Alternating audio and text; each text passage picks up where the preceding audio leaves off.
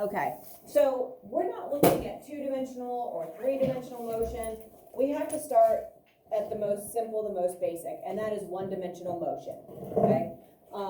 So picture this like a train moving along a track, right? So you're just looking in one dimension. Not that it can't change directions, but we're not looking, two-dimensionally or even three-dimensionally, because that gets a little bit more confusing. So we'll save that for actual physics. So we are moving into basically our last main part of physical science, which is physics.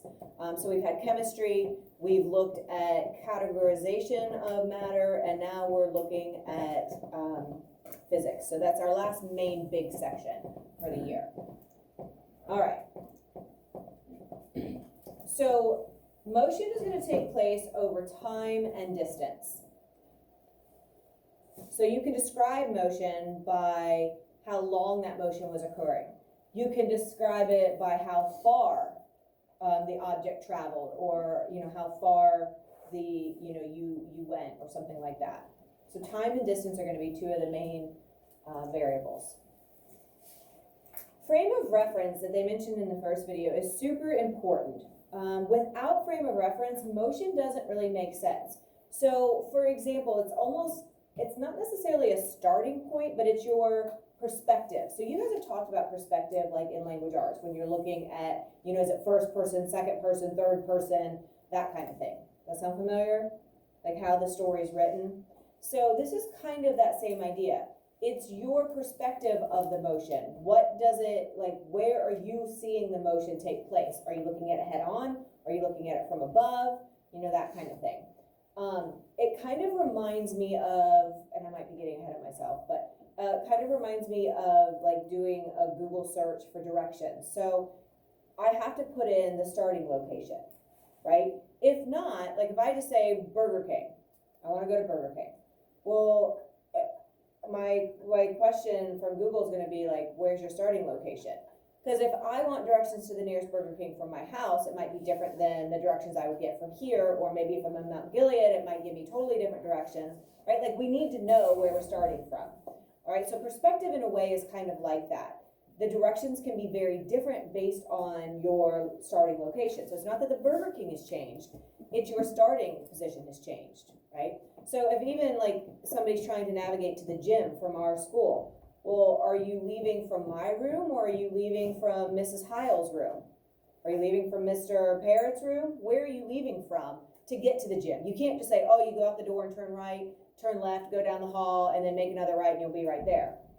Well, that might be right for my room, but it could be totally wrong for somebody else's. So keeping in mind what you're comparing motion to is kind of like that idea with directions, where that's starting. So this is kind of our system. We're going to be able to kind of identify that frame of reference. And that's going to help us as we define what motion is, or describe the motion of an object. Okay, so think of that starting location on a Google Maps or on GPS. And so motion is going to be relative. It has to be compared to something for it to have true meaning. So I have a really embarrassing story, and I'm going to share it with you because you might remember, or you might trigger something as you're thinking later. So when my son was a freshman, he had a terrible injury to his knee. So the patella tendon that goes over your kneecap attaches to your tibia, and he was just jogging in the yard and that all snapped. What happened is that patella tendon pulled a chunk of his tibia up, and it went to where his kneecap should be, and his kneecap was up in his thigh. Freak accident, they don't happen very often, but lucky him, he gets all the weird stuff. So it was really, really bad. His legs swelled up this big, and before we could even get him to the doctor, it was crazy. He was in the hospital for 3 days. They did emergency surgery. It was a big deal. And so he was pretty grouchy because it was his freshman year. He was going to start on the football team that fall. He was really bummed, right? And so he was pretty grouchy. So we're going to one of his doctor's appointments, and we were on our way home, and he's all depressed, and he's like, I'm hungry. I'm like, okay. So we stop at Subway. I'm like, I'll just run in, get the subs. You just stay in here. He's like, I'm going. I get out. I'm like, okay. He's 6'1", his leg is in this giant brace. It's like 2 weeks after surgery, and like he's got all these pins and stuff, and it's like he's not like super coordinated, like a little bit klutzy on the crutches still. And so he's in my car, and he has to have the seat all the way back, and his legs locked, straight. He's like trying to get out. It was a huge deal. I'm like, just let me get the subs. He's like, I'm going in. So I'm already like half aggravated with him anyway. So I'm like, all right, let's go. So we go in. It takes forever for him to get up there. We get back in the car, and the door's open, and there's a car next to us, okay? And so he's got his leg, like he's in the car, his leg's sticking out the side, and like I'm standing there, like holding the crutches, and all of a sudden, I start screaming. I'm like, oh my God, get in the car, get in the car. And he's like, what's wrong with you? I'm like, you're gonna get hit. And I'm screaming, like at the top of my lungs, like I'm like having a panic attack. And he's like, what's wrong? And I'm like, I stop and I'm like, are we not moving? He's like, no, we're not moving. Like, and then he starts yelling at me. And I'm like, I'm sorry, I thought our car was moving. The car next to us, like 2 spots away, was backing out. And like, I'm so like sleep deprived and like stressed out. It was awful. Like, I was so embarrassed. And like that car stopped and I'm just like, we're fine. Like, you're good. Like, it was so embarrassing. Like to this day, and it was like, I don't know, 7 years ago now. And like, I still remember it. Like my heart was pounding. Like even talking about it, like I start sweating. Like I thought he was getting ran over because our car was moving and his legs sticking out the door. I'm like, we just spent $40,000 to get your leg fixed. Like, you're going to get it ripped off in the door and you're going to have no leg. Like, that's what was going on in my mind. Like, I for real thought that, like, our car was moving. My frame of reference was a little bit off, right? So, if you've ever had, like, one of those weird feelings, like you're sitting at a stoplight or something and, you feel like a car, like, is moving backwards and, you know what I mean? Like, you get that weird kind of deja vu feeling. That's what I'm talking about. It was awful though. Like it was like the worst. I really thought like, boom, his legs getting ripped off because our car is moving and I'm not even in the driver. Like the car wasn't even running. Like, but this is my mental state at that point. It was not good.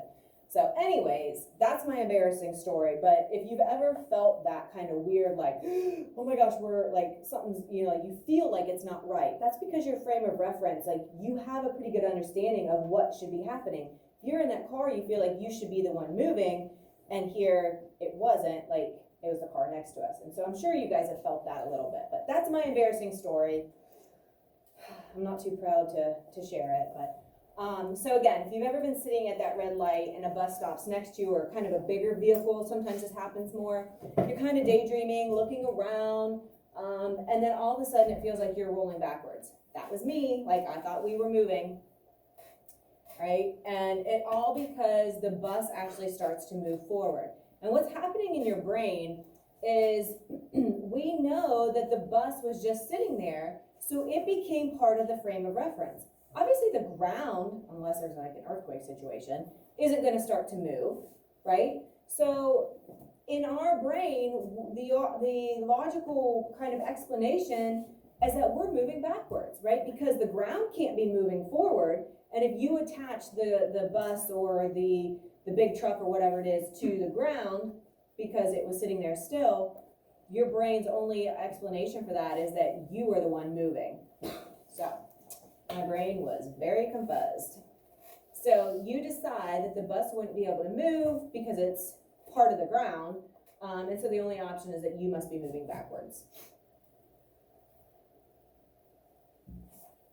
So let me see a show of hands just to make myself feel a little better. Who has experienced some kind of weird feeling like that, like when you're in a vehicle? Good. So quite a few of you. It does make me feel better. Okay, we'll go back to this video in just a second. So frame of reference, who here gets car sick? Okay, I know sometimes I do, sometimes I get super car sick and sometimes I'm fine. Is yours like that or is it always? Always like that usually. Really? Okay. Yeah. Sometimes I'm fine, sometimes not. It depends. But frame of reference is actually the reason that people get car sick. Your brain gets 2 sets of information, and so your body's motion is not really agreeing with like the other sensory information that's coming in. And so you get that kind of, that crossing, that that mixed signals in a way, and that's what gives you that sickness. So if you can, try to look forward at a point far away, so you're looking at something that looks like it's more still. Sometimes that can be helpful, they say, but it all has to do with relative motion, your motion compared to the motion of the things around you. Are they zipping by, or if you could look at that object way far away, like maybe a big road sign or something up ahead, that you can kind of focus your attention on. All right, let's go back. I